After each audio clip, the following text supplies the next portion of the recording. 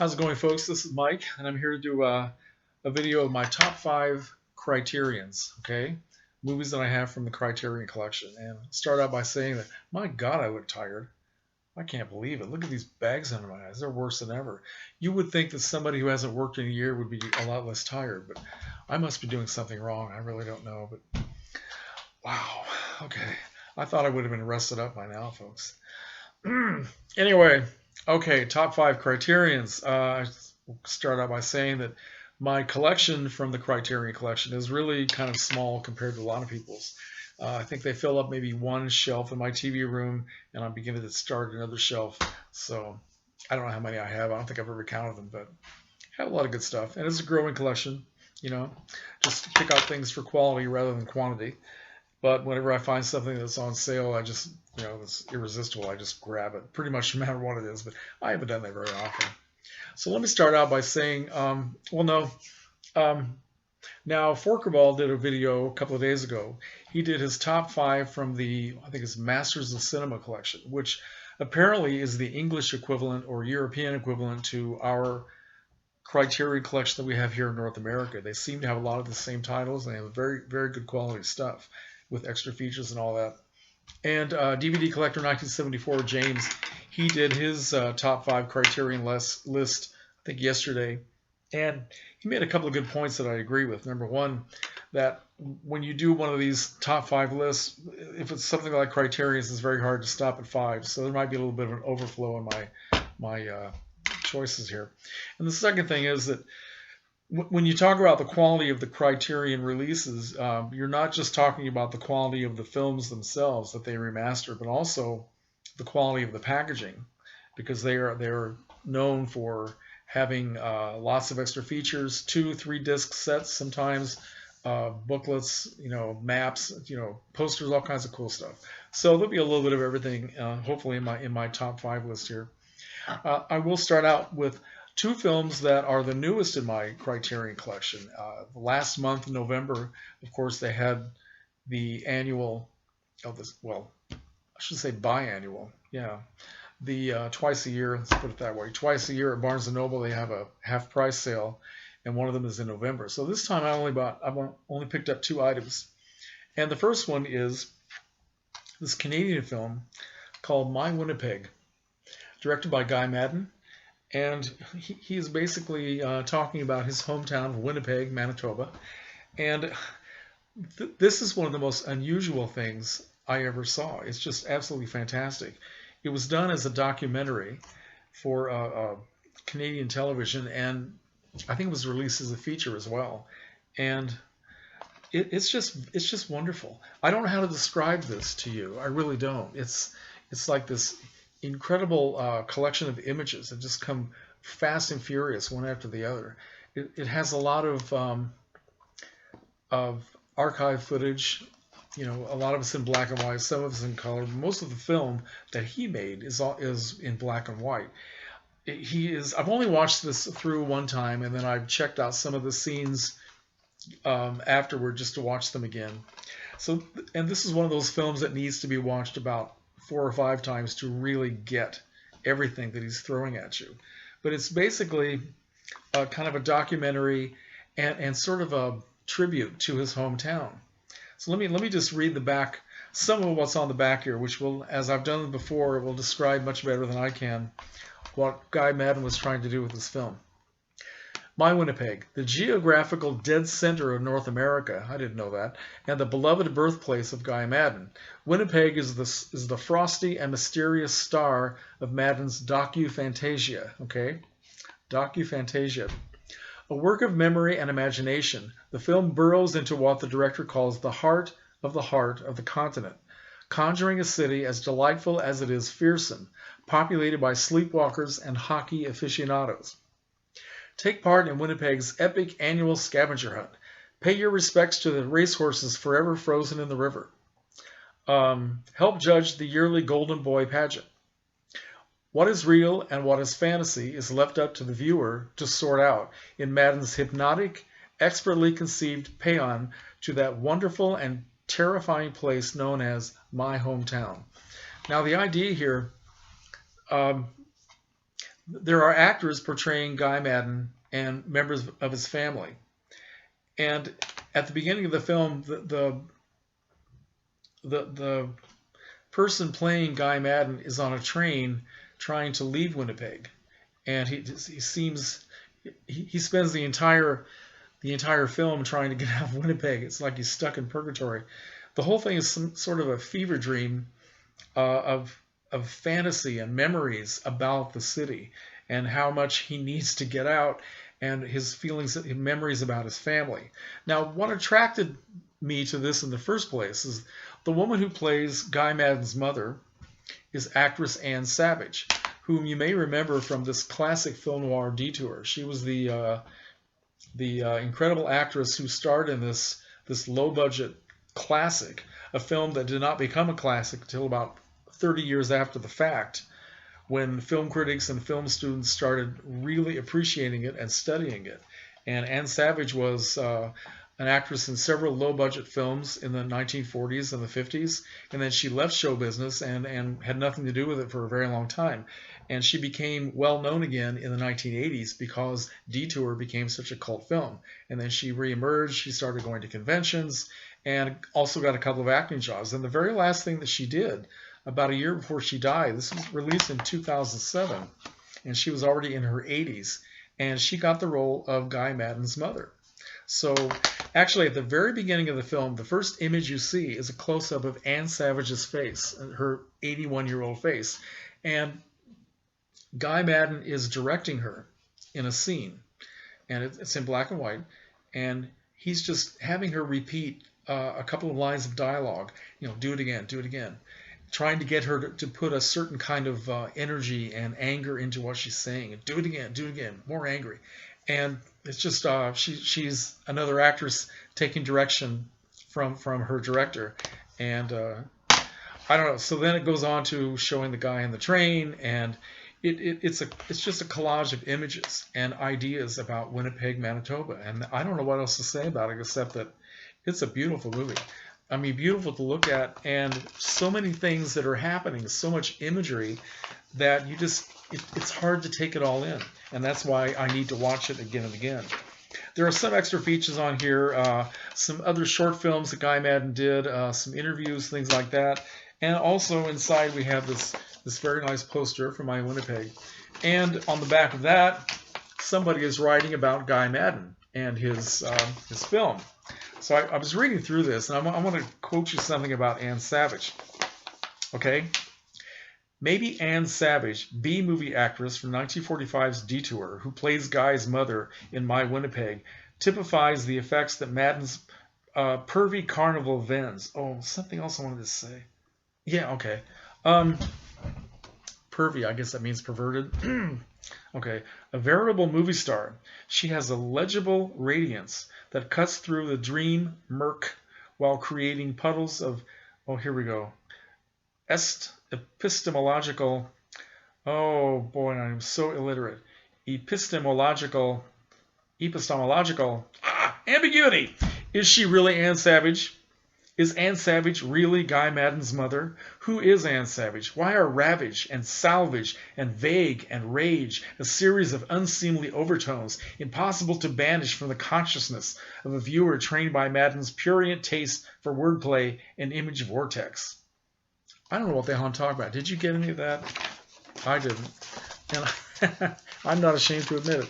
That's why I need to watch this about 45 times. That's enough about My Winnipeg. Okay, now the second film that I bought recently at the sale was David Lynch's Mulholland Drive, one of my absolute favorite thrillers of all time. This is a fantastic movie, and this is a fantastic package. So if none of you have ever seen Mulholland Drive, well, I don't know why you haven't, because it is just a great film. It has so many things going for it, and this package is beautiful. It has images from the film, artwork, faces, all kinds of really cool things. It's a 2-disc set.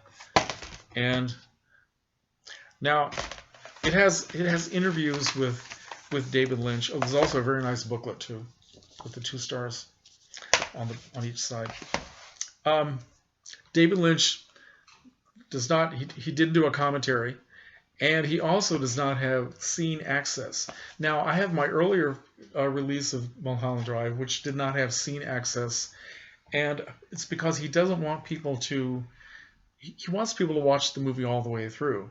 He doesn't want people to jump around and look for details and clues to solving the great mystery. And this is a big mystery of a film.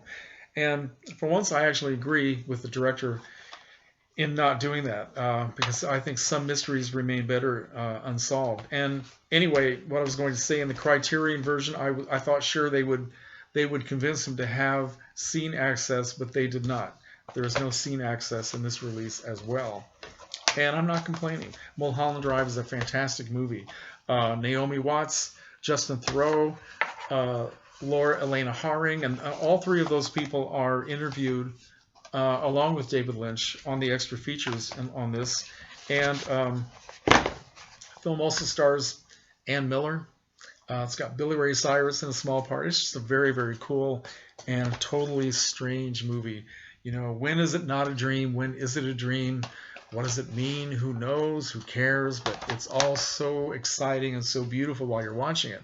All right, so now I'm going to talk about some other films that I like and try to get up to my very favorite, one of my favorite films of all time, which happens to be on in the Criterion collection. But this is the one that I picked up a little while ago, Slacker by Richard Linklater, and I just absolutely fell in love with this movie. I don't like everything this guy's done. I did not like Dazed and Confused, but this one I really fell in love with. And if you haven't seen this, I don't know. I guess it's just a certain kind of taste that would make you like something like this. It's just a series of people living in Austin, Texas, most of them real people who live there, different ages, kind of living in this bohemian fantasy land. And they're all just kind of talking about just pseudo-philosophical stuff. Yeah, Mike, drink water, talk. Let's try that again. I told you I was tired. Pseudo-philosophical blathering. And it just goes from one character to another and in their daily lives as they live in this strange existence in Austin, Texas. And Linklater is one of them. He's the first character in the film. He was riding in a cab and he just starts talking about dreams and all this stuff. It's very cool. I was going to read something here. Okay. I like to read stuff on the back because it's done very well and it could explain more than I can. Richard Linklater's Slacker presents a day in the life of a loose-knit subculture of marginal, eccentric, and overeducated citizens in Austin, Texas. Shooting the film on 60mm for a mere $23,000, writer, producer, director Linklater and his crew of friends eschewed a traditional plot, choosing instead to employ long takes and fluid transitions to create a tapestry of over 100 characters, each as unique as the last. An episodic portrait of a distinct vernacular culture and a tribute to bohemian cerebration, Slacker is a prescient look at an emerging generation of aggressive non-participants. I love that. I think that's what I am. I think that's what I've been all my life. I am an aggressive non-participant. Yeah, and one of the key films of the American independent film movement of the 1990s. This came out in 1991. I just think this is phenomenal and just really enjoyable to watch. 2-disc set. One of them has the film and I can't remember now. Is there a commentary? Oh my God. Yeah, there are 3 commentaries, and the disc 2 has one of his earlier films. And also the reunion that came several years later of most of the people who were involved in this. So, plus a booklet, lots of pictures. Slacker. Okay. Now then, one of my favorite silent films, which happens to be one of the best of the releases and packaging projects done by Criterion, is this film, Pandora's Box. Pandora's Box, a German silent film from the year 1929. This is directed by G.W. Pabst, and it stars the American actress Louise Brooks, whom I've talked about before. I tend to go on about her a little bit too much, just like I do some other people.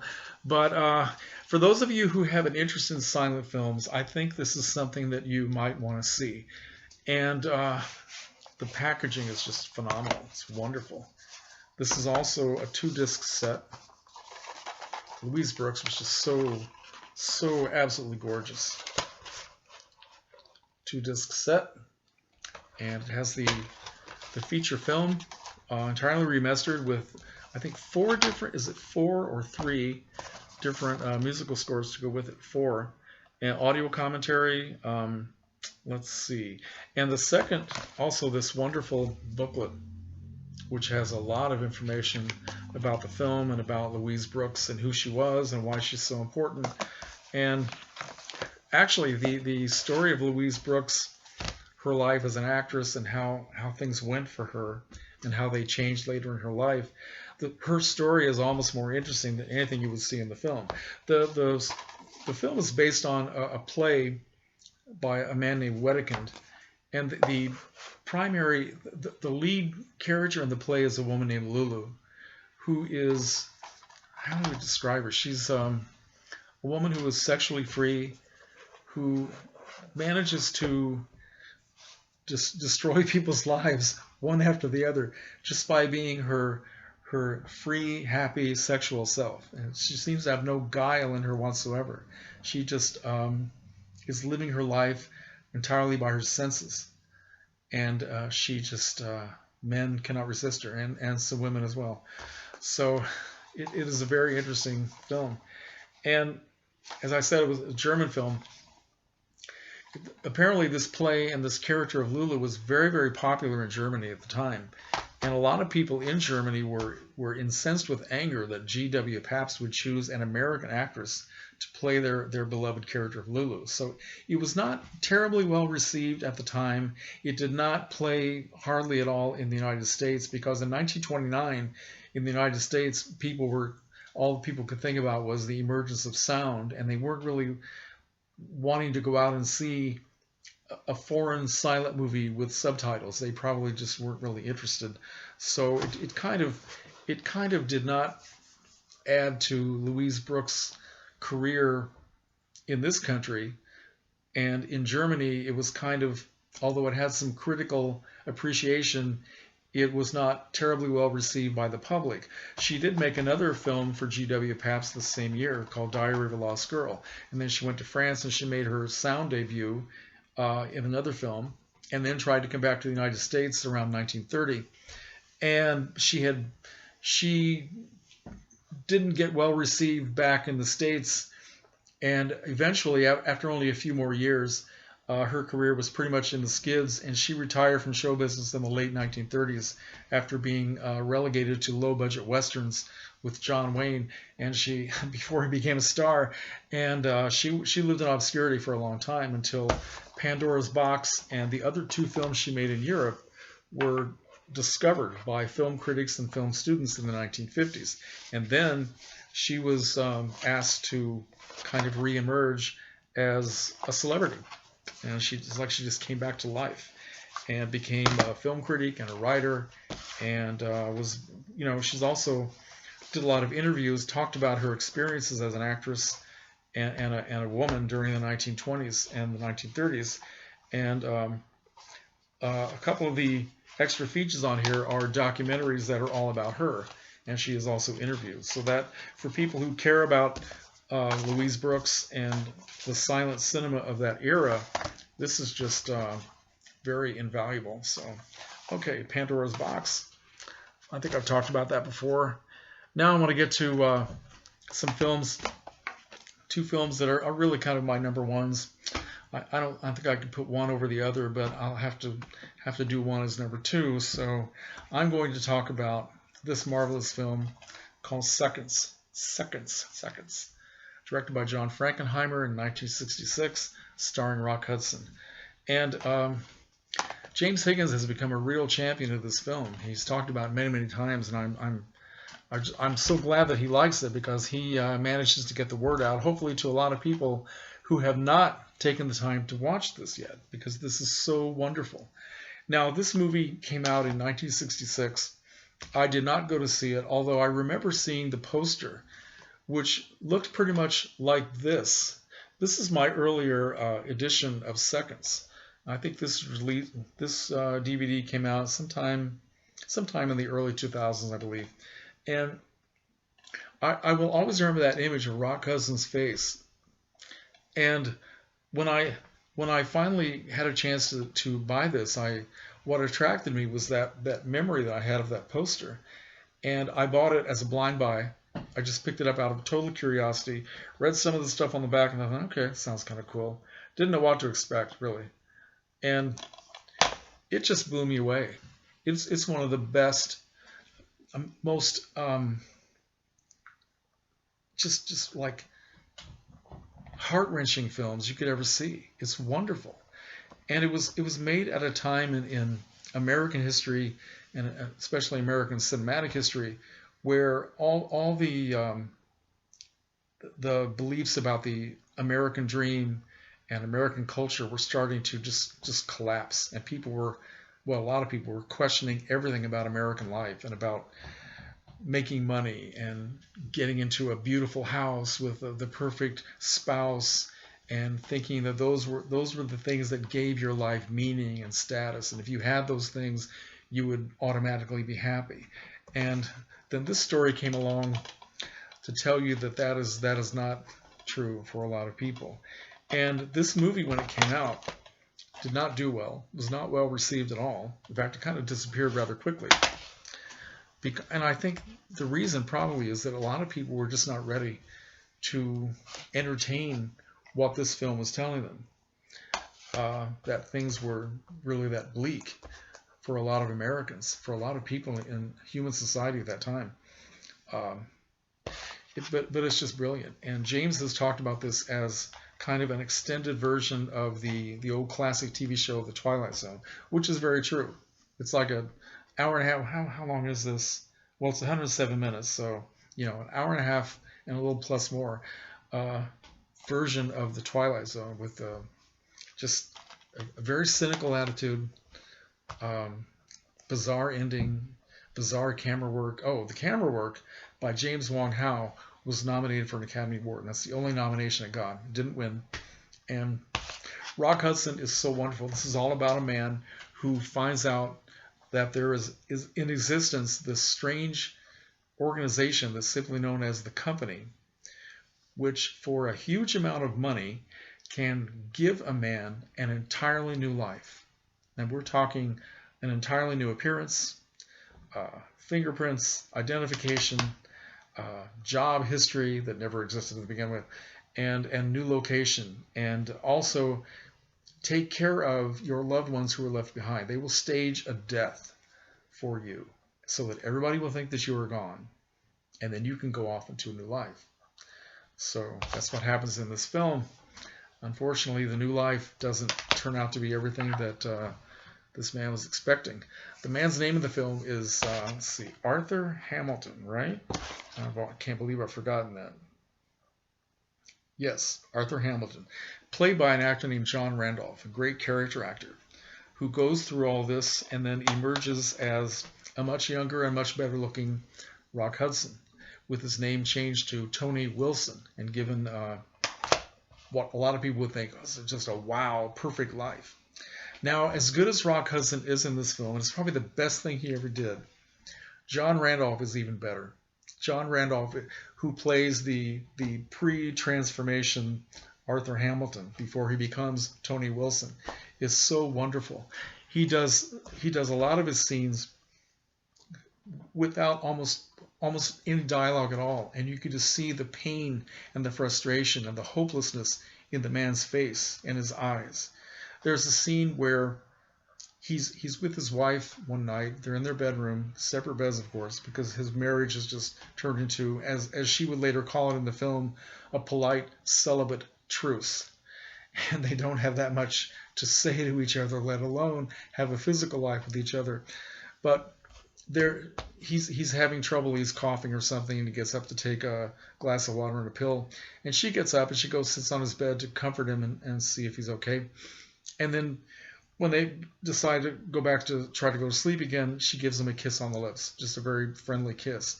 And then she pulls back and she gives him this very warm look, and she gives him a very sweet romantic kiss to which he begins to respond. And it shows their faces in close-up, and you can see how happy she is that she's kissing her husband and how much she wants to be with him. And then all of a sudden, he just completely freezes and stops responding. And she very slowly pulls away with a look of sadness and resignation on her face, as if this is something that she's encountered with her husband many times before. And it's just one of the most painful things that you would ever see in the cinema. And in one of the commentaries, I can't remember if it's in the booklet or if it's in the documentary about the film, the man who's doing the documentary, whose name I forget, calls it the end of desire. And I think it seems to be that feeling that finally pushed Arthur Hamilton to the edge where he thought, I have nothing to live for. I'm going to take this opportunity for a new life. Anyway, this is a fantastic movie, and I hope that a lot of you will take the opportunity to check this out. It's just wonderful. Okay? And finally, and I think this has gone on way too long, one of my number one films of all time, and certainly one of the best in the Criterion collection for how they remastered it and what they added to it, is Charles Laughton's masterpiece, The Night of the Hunter. Excuse me, from 1955, the only film he ever directed. From the novel by Davis Grubb, stars Robert Mitchum, Shelley Winters, and Lillian Gish, in a movie that is several things at once. It starts out as a children's fairy tale, goes into a child fantasy, almost like a surreal fantasy, and then it has aspects of film noir and some of the best acting ever done by Robert Mitchum. And it's very sad that this film was not well received at the time, which is why, which is why Charles Laughton never directed another film. And even though it's a fantastic movie, no, what was I going to say? Okay, even though it was not a success, Charles Laughton kept a lot of his material that he used when the film was being made, and he stored it in his house. And after his death in 1962, his wife, Elsa Lanchester, kept all this stuff for a very long time. And one of the things she kept were this box of reels of film that were outtakes from The Night of the Hunter. And later on, she turned these over to some people who were interested in the film, and they spliced together something like, I think it was like a 2-hour, a 2-hour, 2.5-hour piece of film that starts at the very beginning, and it shows Charles Laughton. You can hear his voice, shows him directing every member of the cast all the way through the film, and it shows a lot of his work with Robert Mitchum, doing take after take after take, and Mitchum trying to do it better each time, and doing what Charles Laughton wanted him to do. Just a lot of fantastic things on this in this set. Again, 2 discs, and it's got documentaries, it's got interviews, it's got just all kinds of really cool stuff, plus a nice booklet all about the film, loaded with information. I did an entire video on The Night of the Hunter a couple years ago, and I'm sure you've all watched it. But it really is one of my favorite films of all time, and they did it beautifully. I used to have another copy of this that came out years earlier, which was also a very good print. But this, I mean, this is fantastic. So highly recommended, The Night of the Hunter. And I'm sorry I went on so long, anyway. So if you have any questions or comments, let me know. Thank you.